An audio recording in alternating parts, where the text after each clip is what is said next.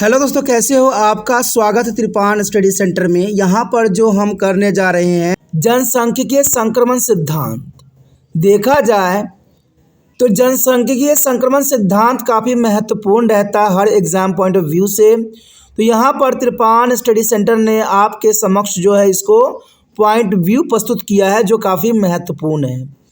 देखा जाए तो जनसांख्यिकीय संक्रमण सिद्धांत का आलोचना। देखिए, जनसंख्या संक्रमण सिद्धांत काफ़ी महत्वपूर्ण है, इसके चरण भी काफ़ी महत्वपूर्ण थे, लेकिन बहुत से विचारकों ने इसकी आलोचना भी किया है, तो आलोचना पर भी हमें प्रकाश डालना काफ़ी महत्वपूर्ण रहेगा। यद्यपि जनसंख्या परिवर्तन के विचार को जनसंख्या विवाद द्वारा बड़े पैमानों पर प्रशंसा की गई है, लेकिन इस पर गंभीर सवाल भी उठाए गए हैं। जनसंख्या देखा जाए तो ये जनसंख्या संक्रमण सिद्धांत काफ़ी महत्वपूर्ण है, इसको चरणों में विभक्त किया गया है, तो ये काफ़ी महत्वपूर्ण है। बहुत लोगों ने इसकी प्रशंसा किया है, लेकिन इस पर जो है उंगली उठाने वालों की कमी नहीं है। कुछ आलोचक तो यहाँ तक कह गए हैं कि इसे सिद्धांत नहीं कहा जा सकता। कई आलोचकों ने तो यहाँ तक कहा गया है कि भाई ये सिद्धांत नहीं हो सकता है। देखा जाए तो जनसंख्या संक्रमण चरणों के आवश्यक रूप से क्लानुकृत क्रम में नहीं दिखाया गया है। तो देखिए, अपने विचारधारा है, अगर हमने यहाँ पर 4-5 चरणों की अगर विशेषताओं को ध्यान दिया है तो ये काफ़ी महत्वपूर्ण बात है। देखा जाए तो समाज सुरक्षा प्रणाली की आपसी के कारण रूस के अलावा पूर्व यूएसएसआर देश में मृत्यु दर में वृद्धि देखी गई है, और जनसंख्या सिद्धांत के दूसरे और तीसरे चरण में जनसंख्या संक्रमण के पहले चरण में प्रवेश किया है। तो इसमें कोई दो राय नहीं है। देखा जाए तो देखिए, बात कोई भी जैसा भी हो, आलोचकों की कमी नहीं होती है, वो अपना विचारधारा रखते हैं, और यही बात यहाँ पर आलोचक कह रहे हैं कि अगर हम देखें तो रूस के अलावा पूर्व जो है यूएसएसआर देशों में मृत्यु दर में वृद्धि देखी गई है, यानी मृत्यु दर उन विकसित देशों में भी देखने को हमें मिला है। और जनसंख्या सिद्धांत के दूसरे और तीसरे चरण जो काफ़ी संक्रमित है, पहले चरण में प्रवेश कर गया है।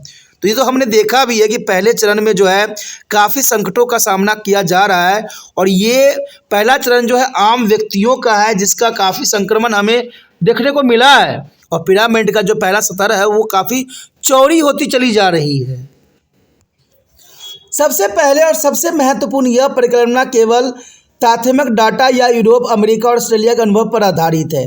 देखा जाए तो संक्रमण हमने देखा है, जनसंख्या संक्रमण, ये सबसे महत्वपूर्ण बात इसकी तरफ इशारा करता है कि ये अमेरिका और ऑस्ट्रेलिया के अनुभवों पर आधारित है, ये भारत की अनुकूलता पर आधारित नहीं है।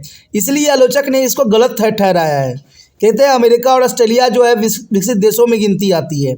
अगर इसको हम भारत पे लागू करें तो ये कहीं ना कहीं जो है बहुत सी बातें मिथ्या सिद्ध हो सकती है, तो इसलिए बहुत से जो है विचारक इस बात को खंडित करते हैं। दूसरा यह कि यह अनुमानित नहीं है, यानी पूर्वानुमान नहीं लगाया गया है, और इसके चरण खंडित और अपरिहार्य है।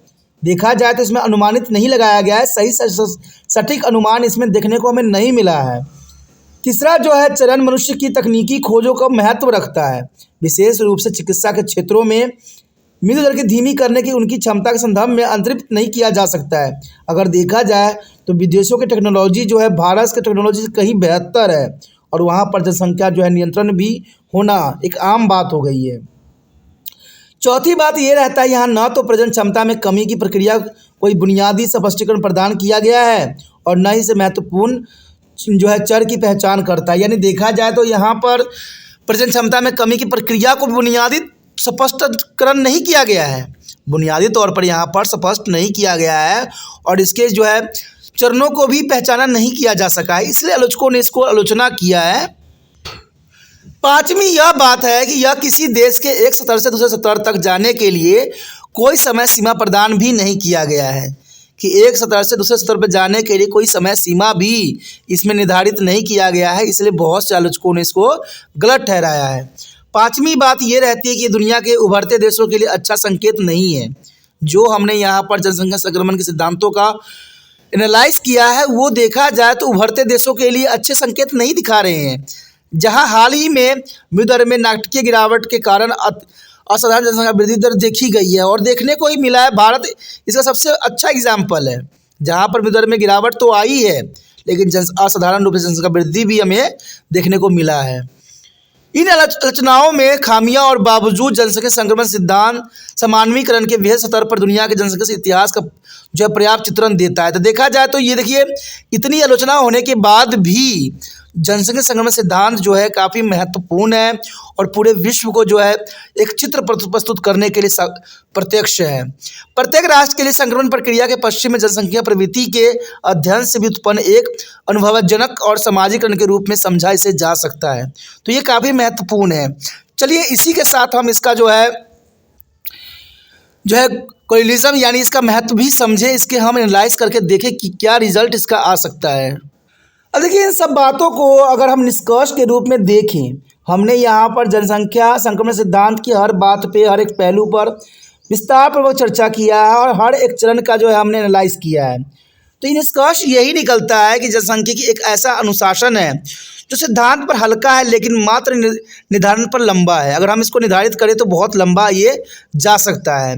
फिर भी जनसांख्यिकी में सामाजिक विज्ञान में सबसे अच्छी तरह से जो है परिलेखित जो है सामान्यीकरण में से एक जन्म दिया है जनसांख्यिक संक्रमण। जनसंख्या संक्रमण परिकल्पना आर्थिक विकास और जनसंख्या वृद्धि दर के बीच के संबंधों की जांच करता है। तो देखा जाए तो काफ़ी महत्वपूर्ण निष्कर्ष निकल रहा है कि जनसंख्या संक्रमण की परिकल्पना जो है आर्थिक विकास और जनसंख्या वृद्धि दर के बीच के संबंधों को जांच करता है। इवन देखें तो यह वृद्धि और विकास प्रक्रिया के संबंध में जन्म और मृत्यु दर के साथ साथ जो है जनसंख्या वृद्धि दर में भी उतार चढ़ाव की जांच करता है, क्योंकि जिस प्रकार से हमें जनसंख्या में उतार चढ़ाव देखने को मिला है वो काफ़ी महत्वपूर्ण बात आती है। हमने देखा कि पहले और दूसरे में जनसंख्या वृद्धि दर के पिरामिड जो है चौड़ी होती चली जा रही है, लेकिन हम तीसरे से जो है कम होने के जो है आसार लगा सकते हैं और तीसरे, चौथे और पाँचवें में जो है बहुत कम हुए हैं। लेकिन देखा जाए तो हमें सबसे बड़ा चिंता का विषय पहला और दूसरा है, जहां पर आम गरीब व्यक्ति, आम लोग जो है रह रहे हैं, जिनमें शिक्षा स्तर जो है बहुत ही नीचा है। बेशक सरकार कहती है कि हम प्राथमिक शिक्षा सबको दे रहे हैं, लेकिन कहीं ना कहीं यहाँ पर शिक्षा जो है फेल होता हुआ ही नज़र आ रहा है। तो ये काफ़ी महत्वपूर्ण निष्कर्ष है, बहुत काफ़ी महत्वपूर्ण बात है। अगर दोस्तों आपको समझ में यह आ गया, अच्छा लगा, अगर चाहते हो कि और भी वीडियो आपको इसी प्रकार प्राप्त होता रहे तो जितना हो सके इस वीडियो को शेयर करें, क्योंकि शेयर ही दूसरे बच्चों का केयर है और ये भावना आपके मन से जाना नहीं चाहिए। इसलिए सोचिए नहीं, जितना हो सके शेयर कीजिए। और शेयर करने के लिए कुछ नहीं करना होता है, यूट्यूब से लिंक को कॉपी करना होता है और व्हाट्सएप एड्रेस पर लगाना होता है। जैसे जो भी आपके कॉन्टैक्ट में बच्चे होंगे जिनको समझना होगा, जरूर समझेंगे, जरूर देखेंगे और वो आपको ज़रूर शुक्रिया अदा करेंगी। तो ये काफ़ी महत्वपूर्ण बन जाता है। अगर पहली बार मेरे चैनल पे आए हो, पहली बार वीडियो देख रहे हो, समझ में आ रहा है, अच्छा लग रहा है और चाहते हो और वीडियो आपको इसी प्रकार प्राप्त होता रहे, तो दोस्तों अभी चैनल को सब्सक्राइब करके मोबाइल में सेव करें। और सेव करना इसलिए भी ज़रूरी है क्योंकि आपको पता होगा कि तिरपान स्टडी सेंटर 6th क्लास से लेके MA तक के बच्चों के लिए महत्वपूर्ण चैनल है और ये सारे वीडियो आपको प्लेलिस्ट पे बहुत ही आसानी से प्राप्त हो जाएगा। इसलिए सोचिए नहीं, विचार न कीजिए, अभी तिरपान स्टडी सेंटर को सब्सक्राइब करके अपने मोबाइल में सेव कीजिए।